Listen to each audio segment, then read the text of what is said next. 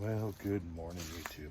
All right, guys, after making the video this morning of walking around showing you guys all of the damage that we got with the tornadoes, after I got done editing that video, I decided to get to work out here with the chainsaw.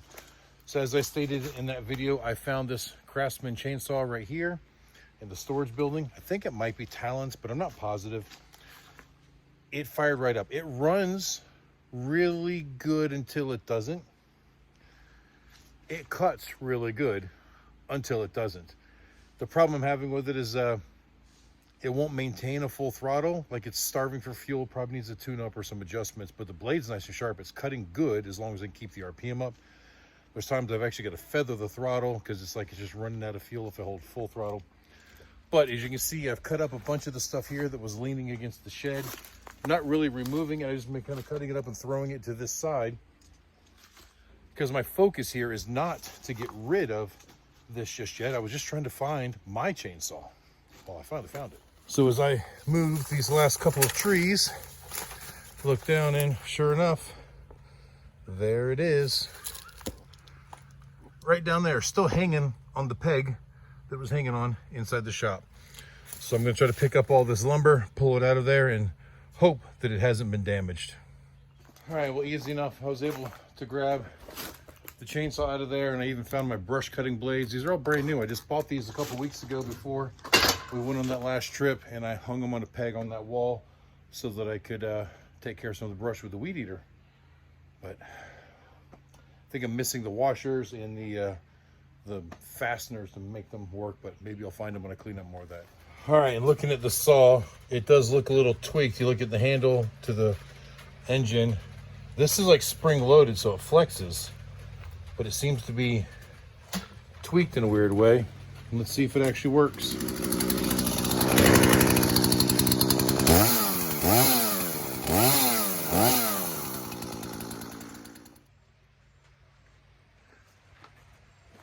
It worked fine.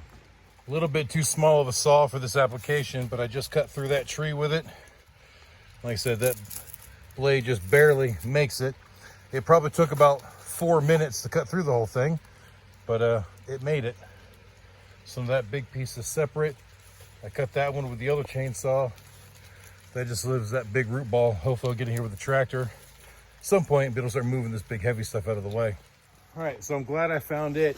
But I think what I'm gonna do now is focus on getting the rest of my junk out of the shed. Because it's not waterproof anymore, all this stuff we're gonna take out, put it inside the storage building. That way, if any more damage happens to this shed, my stuff isn't in there to get hurt.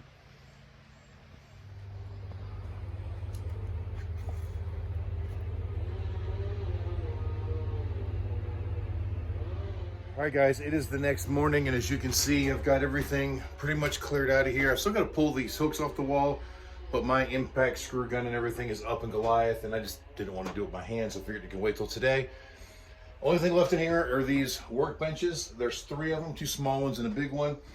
I think I'm going to go ahead and load those up in a trailer and take them over to the other shop, because I'm going to need workbench space over there. These were things that, when we bought the house, all these benches were here. They were in one of these other buildings.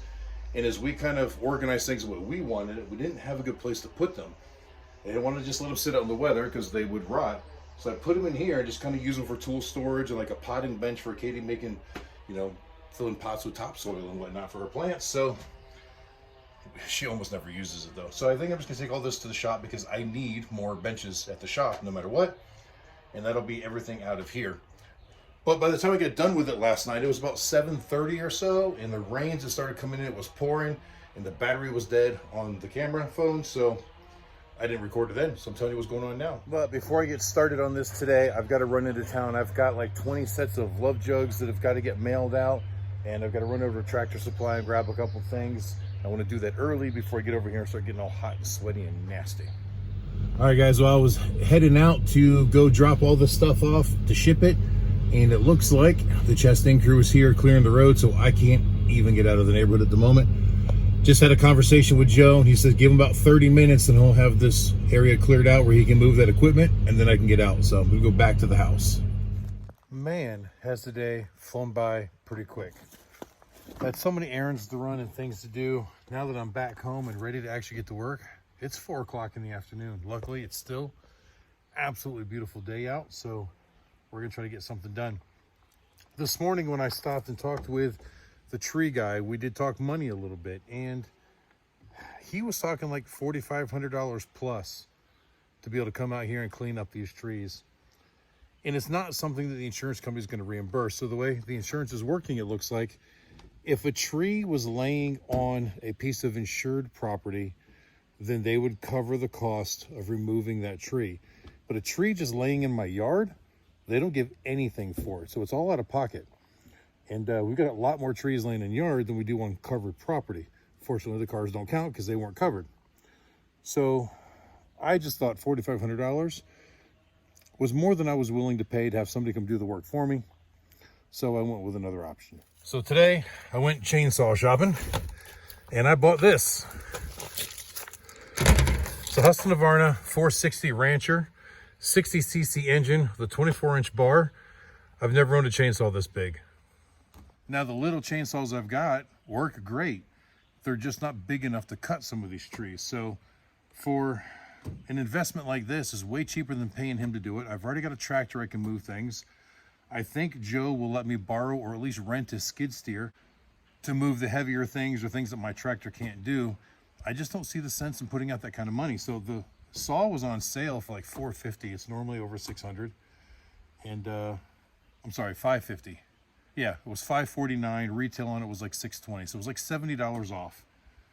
So, and it's a tool that I've got that I can use more and more. And as you guys see, I live in a forest. There's no shortage of needing a chainsaw around here.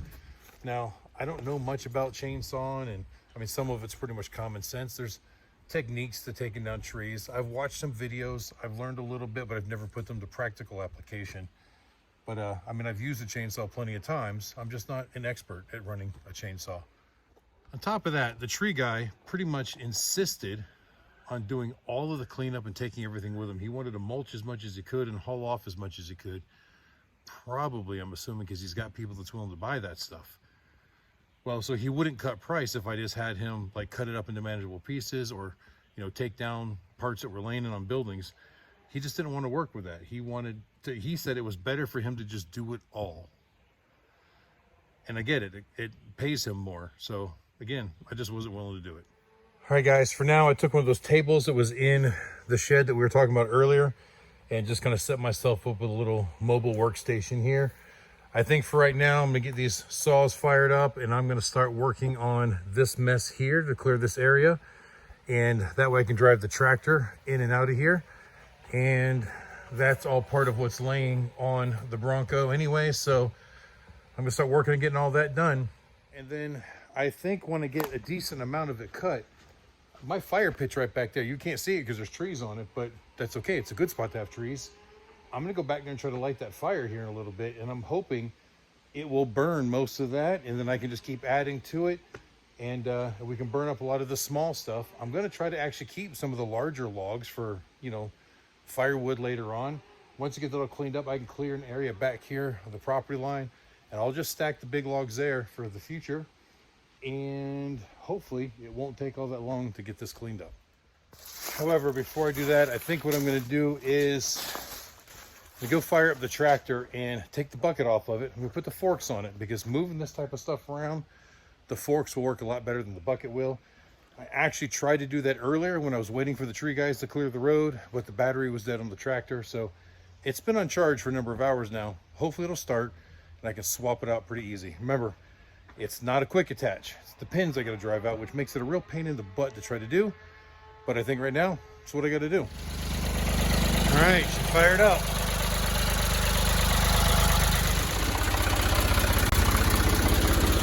All right, forks are on.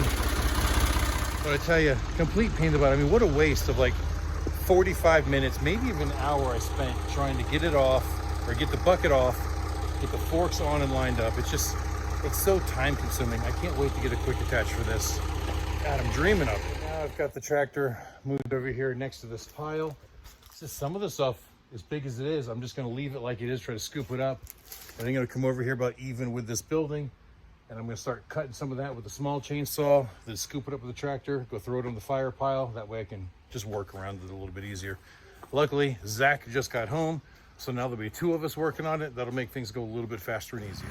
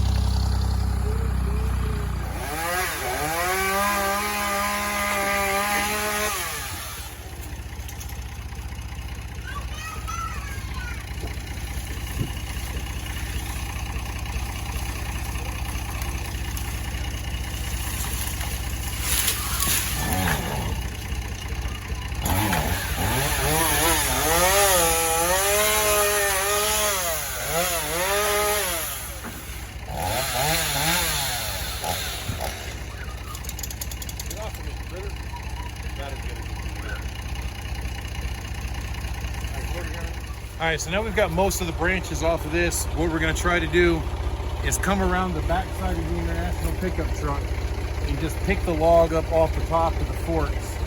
I'm hoping I can find a good balance point over there and it not just fall and make things worse, but at this point it's pretty much total, so making it worse isn't really gonna be a bad thing. But trying to get up there and cut that stuff could be a little bit more risky. So hopefully the tractor can get it in one go.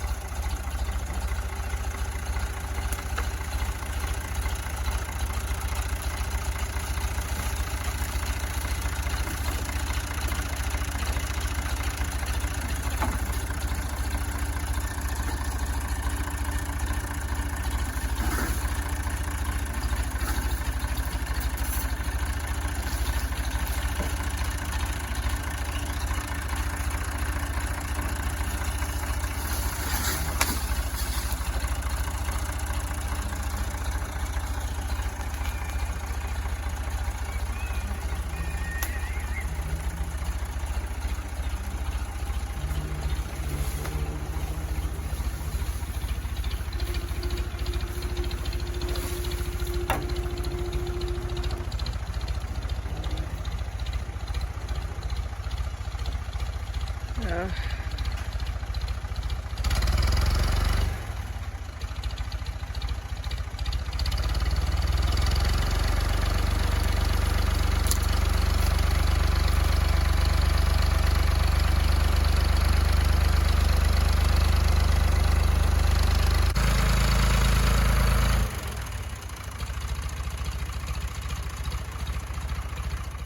Well, because this is a low spot in the yard, it holds water, and we had a lot of rain after the storms. I mean, a lot. It's still kind of muddy back there. So you see the tractor is stuck, log up in the air. Zach's pulling the excursion around now. I've got a big heavy chain. We'll just try to pull it up here into the dry ground, and then we should be okay with it.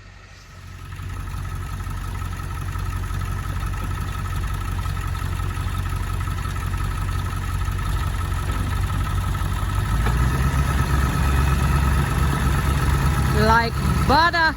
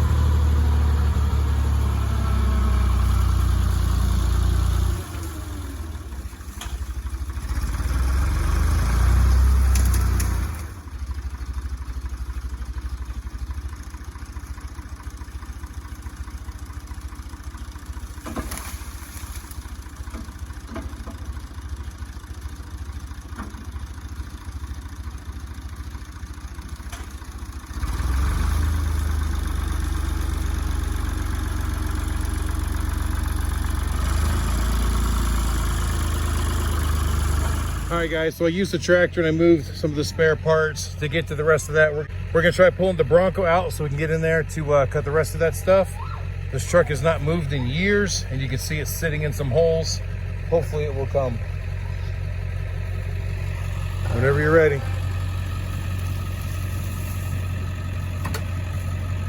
Hopefully it's in neutral.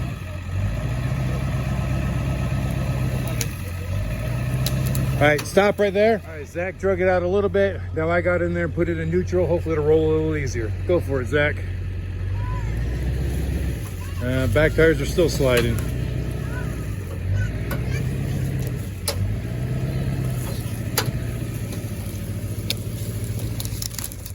Wheels are still sliding. Actually, I think it's just one wheel. So that's probably a locked up brake. But it's steering towards Talon's camper, so I'm gonna try to steer it back the other way. So we got to pull forward. This wheel is rolling. The one on the other side is not rolling, so it's probably just a locked up brake. But Zach noticed while he was in here steering, we might have a friend living in here. So I don't know what kind of snake it is, but it's got the long scales across the belly, so it should be non-poisonous. Probably just that black snake that lives. All right, trying to cut these branches off of the top of the Caprice. I got it cut and free, but we still can't get it to go anywhere. So as we get looking more at it, that branch is actually through the car.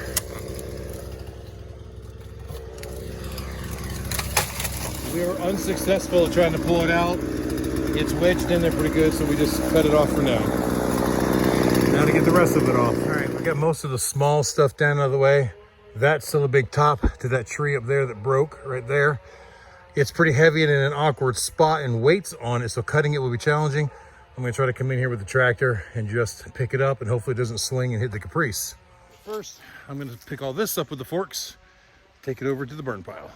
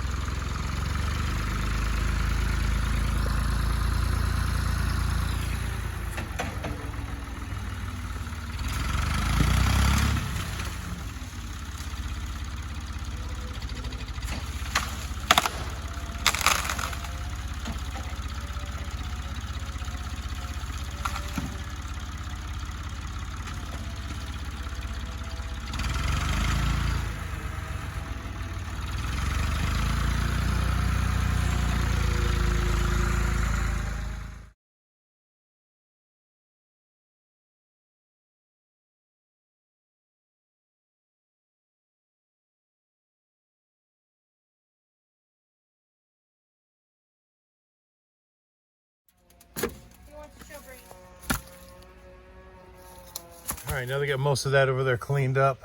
Looking at the Bronco, the roof line is definitely screwed up. So is that door, windshield is done. This damage here was already there, but there's no fixing that properly, I don't think. The hood is all dented in. That wasn't like that, but I have a spare hood for it sitting over there in the back of the International. See on this side, the windshield's completely popped out.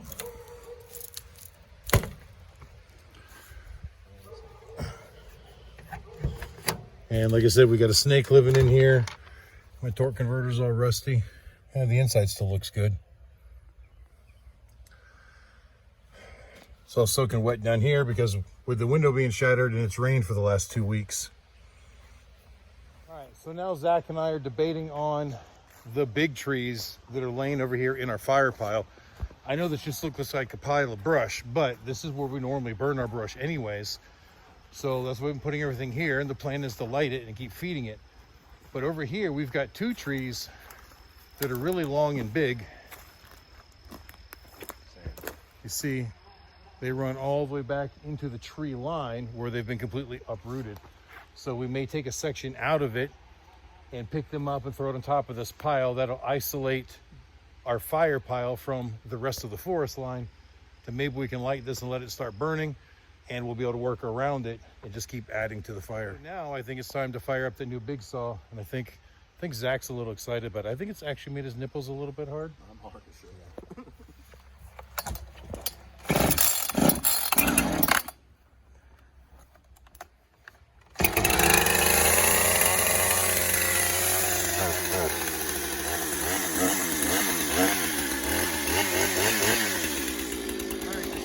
By the time we get back to the tree.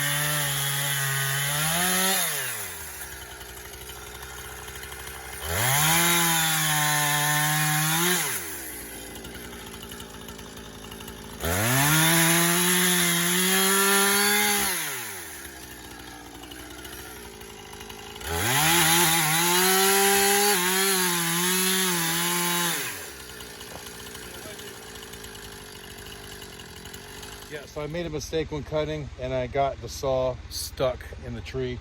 So Zach's gonna pull the tractor over, get one of the forks underneath here, pick up on the tree a little bit so I can get the saw out, or at least finish the cut.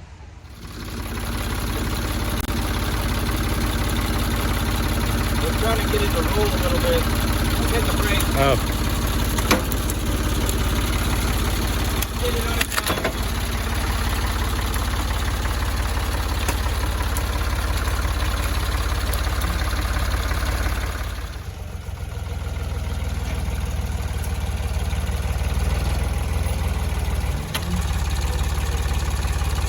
All right, tilt back. You got it.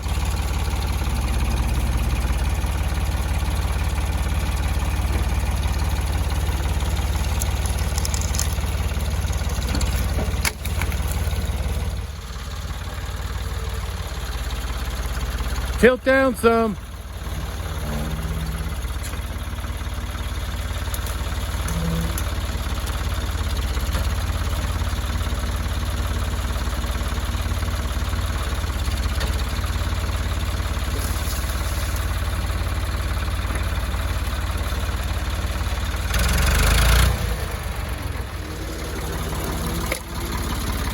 Keep coming. Keep coming. All right, lower down just a little bit and then tilt back. No, don't go back, tilt back.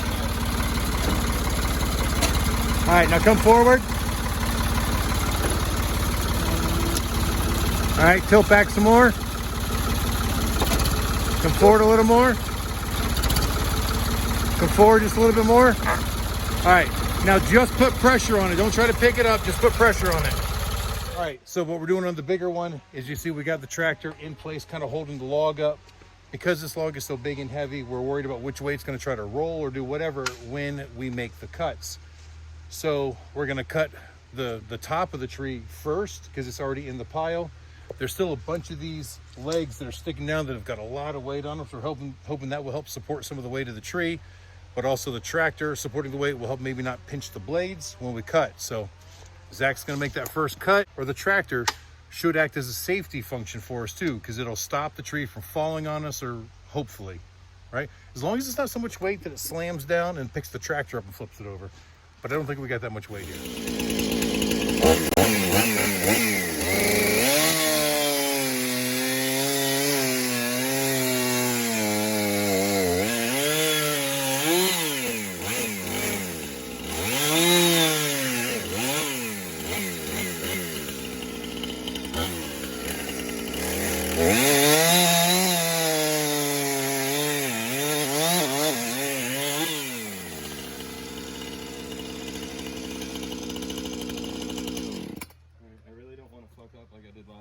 So more of a deep cut underneath than topside?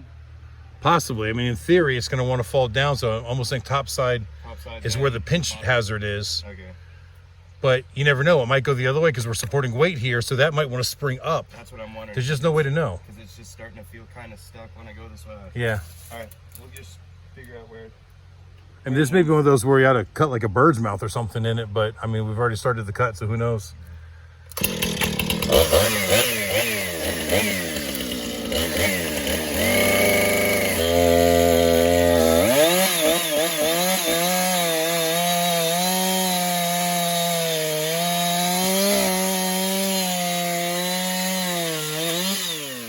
Lifting.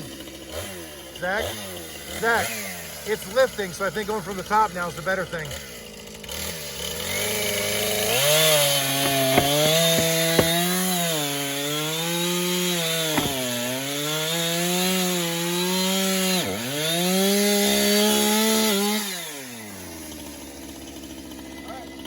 That one, we weren't real sure which way the tree was going to go, but it worked out well. So now we're going to cut this one about 4 feet this side of the tractor where that leg is still kind of supporting it, and hopefully,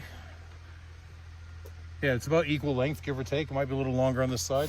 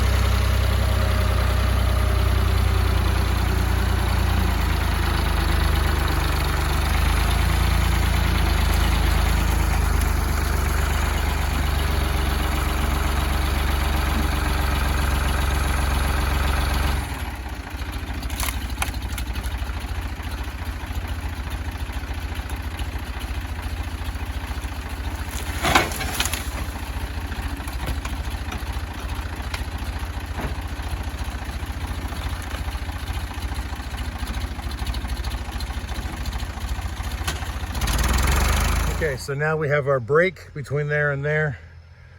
All this is cleared out, so now we've got one big burn pile. Zach's going to get the torch so we can light it. We're thinking that because it's still so green, hopefully it won't flare up and burn really big, really hot, really fast, like some of our other ones, because this is a little bit bigger of a pile than we normally have. Anyway, once it gets burning, I'm hoping you know, stuff like this that's still like a whole tree top, I can just come in with a tractor and pick it up as one whole unit without cutting it up anymore, take it over and dump it on top. We'd have to be careful because now we're getting into where these low power lines are. Remember, right back here, they're literally at like nose level. They're not very high off the ground at all. They even get lower as you get towards the creek. So we have to be very careful working in this area. And I really don't know how much more we're gonna get done tonight because it's already 8 o'clock. I think we've made really good progress in what we're doing, but once we get this lit and get it burnt down, it might end up being too dark to get too much more in, because it's gonna take a while for this to burn down enough to where we can just keep feeding it.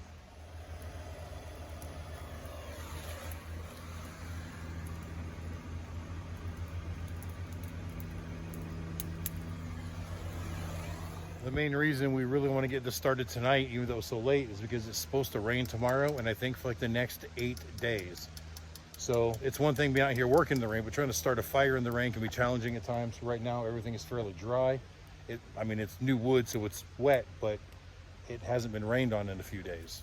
Well, we had a little trouble getting to stay lit because, like I said, everything's kind of green. So touch of diesel fuel is an accelerant, and I think we might be in business now.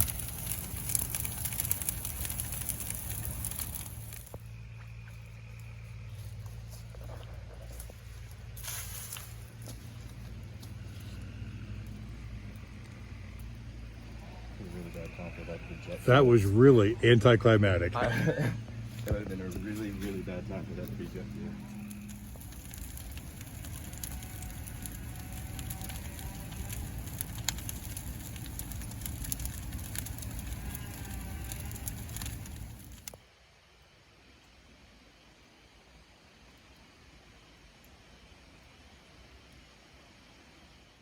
Well, guys, we're having a heck of a time trying to get this thing to stay lit. The wood is just so green that even dousing with diesel fuel, it flares up for a little bit, then it dies down. There's a little bit burning inside. All I can do is hope that it will continue and maybe get a good bed of coals down there. And once you get it started, you can feed it with live wood and it'll burn. But right now, it's just a struggle. So I don't know how much longer I'm gonna stay here and try. We've been trying for like an hour and a half now to get it to burn.